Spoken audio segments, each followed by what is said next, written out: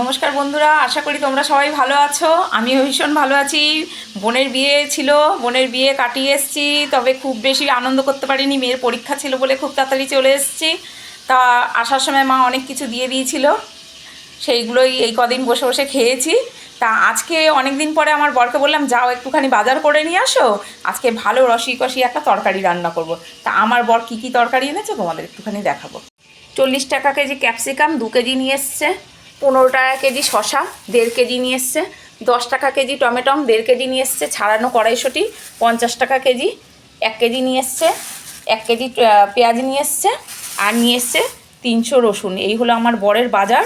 বলছে এতদিন রসুনের দাম অনেক বেশি ছিল, নাও কত খাবে রসুন খাও। এইগুলো দিয়ে বলে আমি কোনো একটা তরকারি রান্না করব, তোমরা বলো। দেখলে তো আমার বরের বাজার, এইগুলো দিয়ে আজকে সবজি বানাবো।